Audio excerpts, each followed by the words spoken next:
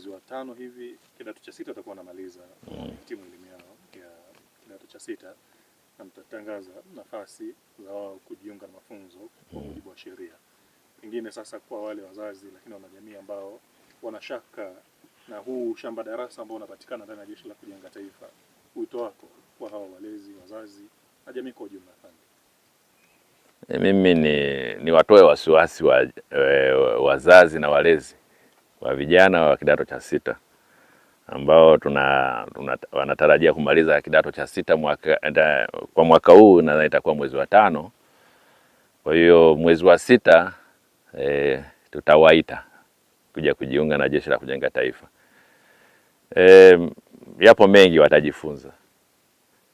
Nadhani mzazi au mlezi asipate hofu ya kumleta kijana wake ndani ya Jeshi la Kujenga Taifa. Atafundishwa maadili mazuri. Tunaamini hata kule nyumbani wanafundishwa maadili mazuri. Shuleni wamefundishwa maadili mazuri. Wengine makanisani, misikitini wanaendelea kufundishwa maadili mazuri. Lakini sisi vile vile kama sehemu ya kutoa elimu kwa vijana, watapata maadili mazuri kabisa ndani ya Jeshi la Kujenga Taifa. Tutawafundisha namna ya kuishi kama kijana wa Kitanzania, kijana atakaye kupata sifa. Tunategemea kijana wake atakapotoka hapa, kutoka ndani ya Jeshi la Kujenga Taifa kurudi nyumbani, atakuwa na sifa 4 za msingi. Tunategemea kijana huyo tuwe tumemgroom katika nidhamu, awe na nidhamu njema ambayo tunaamini ametoka nayo nyumbani, lakini huku tunaendelea kuibrush. Lakini tunategemea kijana huyu atakuwa ni mtiifu. Tunajitahidi kuhakikisha kwamba tunamtengeneza katika mazingira kwamba huyu kijana awe mtii. Lakini tunataka kijana ambaye tunamtengeneza kuwa mwaminifu kwenye jamii yake, kuwa mwaminifu kwa taifa.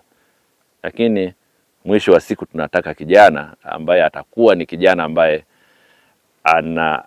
anapenda kazi. Hilo ndio kitu cha msingi. Kijana ambaye ana utaratibu wa kulala na kuamka. Kijana ambaye anajua sasa hivi afanye nini na baadaye atafanya nini. Anayeishi kwa utaratibu.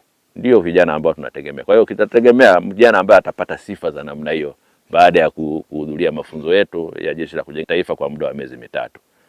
Kwa hiyo wazazi ninawaasa wawalete vijana wao, wasiwazuie. Vijana wanakaribishwa Jeshi la Kujenga Taifa.